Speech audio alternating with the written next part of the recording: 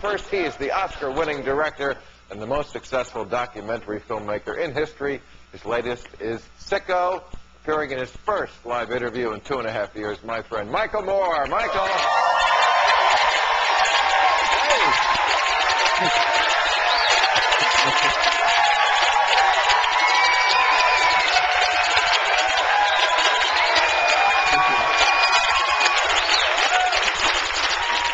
Okay, well, I guess they remember who you are, Mike. So, Thank you for that. I have to tell you, I watched your film this afternoon in my office, and I think the most overused word in America is amazing. Everything in this country is amazing. But this film is amazing. I have to join the crowd on this one. It's real. I think it is your best yet. It's funny. It's important. It gets at something which I think is, I know when you were making this, you told me is so important to you. Even Fox News said it was brilliant and uplifting. Now, Mike, the right wing still hates you, don't they? Yeah, I haven't quite recovered from that comment yet from Fox News. How did you win over Fox News? You know, it premiered in Cannes this past week, and there were a lot of Americans in the audience. And in fact, afterwards, a couple of Republicans came up to me and shook my hand and thanked me for making the film. And one of them started tearing up, and I thought, geez, I've made a film that that some of them I think will listen to, and I was very pleased to see that happen. And I think maybe what it is that this is not just a film. It's not primarily a film about the 50 million people who have no health insurance. It's really more about the people who have health insurance and think they're covered, and then find out when they get sick that they're screwed, right?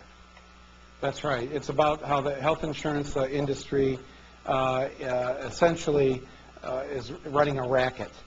And because they have to maximize profits for their shareholders, the only way that they can do that is by screwing their clients, trying to deny them coverage, kicking them off the rolls, not paying doctors claims that are sent in, a whole bunch of things that they do that make life miserable for so many people.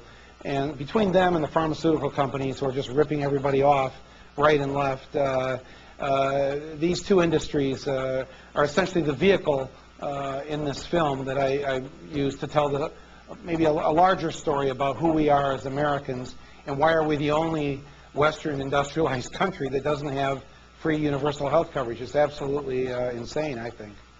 And you...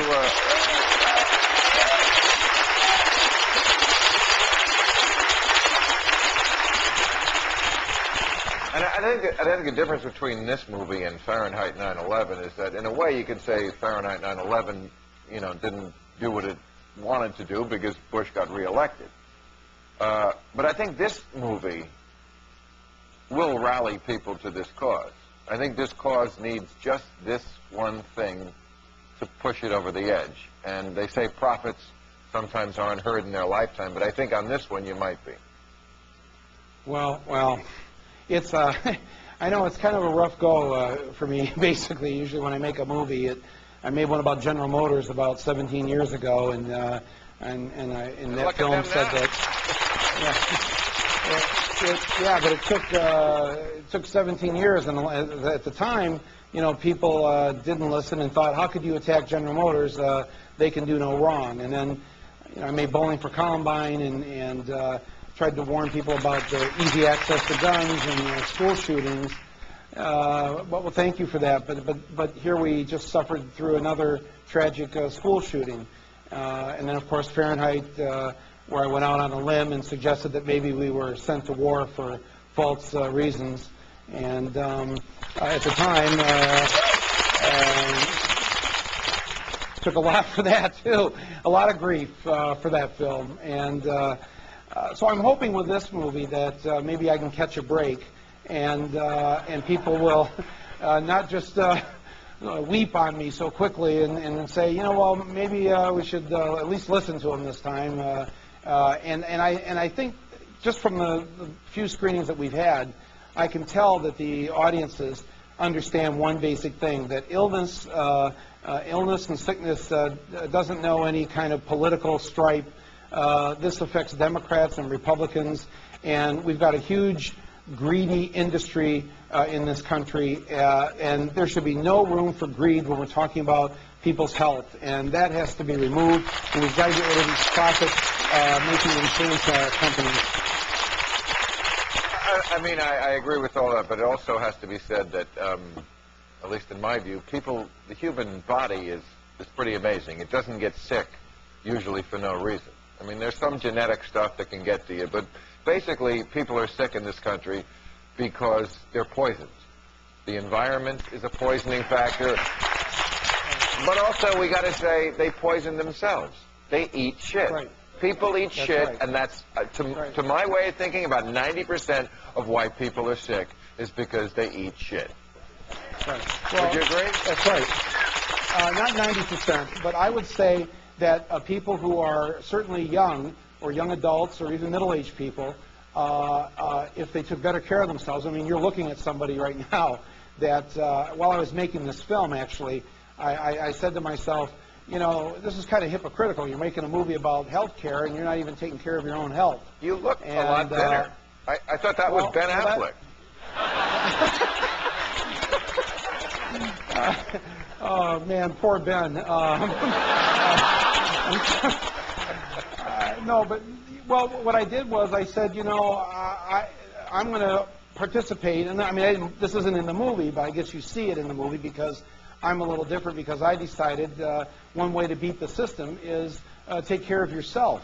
And I found that just by going for a walk 30 minutes a day, and I discovered these things called fruits and vegetables, which are amazing. But it's not. You don't have to do a lot. And I would say this to guys like me from the Midwest. You know, we're never going to go on a diet or join an aerobics class or whatever. But if you just moved around a little bit, turned the TV off, and ate a few things differently, you could avoid the nightmare that awaits so many people when you enter the healthcare system in this country.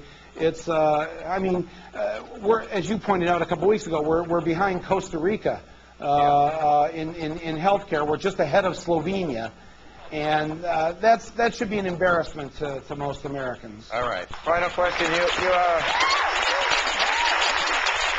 I know you follow the race very carefully. Do you have a candidate picked out for 2008? No, I don't. But I would say that there is someone who isn't running yet.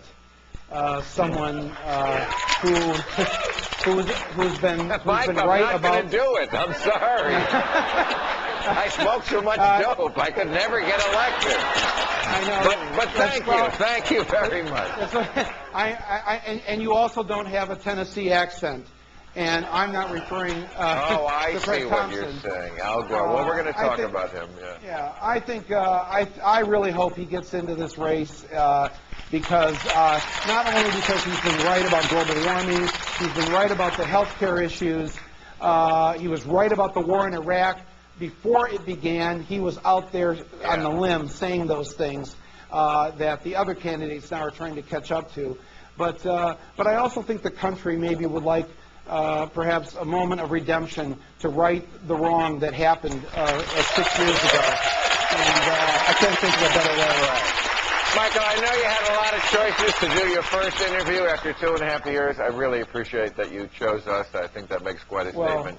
You are a true... And thank you, Bill. Thank you for your show and what you've done. And you've got us all thinking about the But you are a true tribune of the people, and we love you. Michael Moore, everybody. Thank you.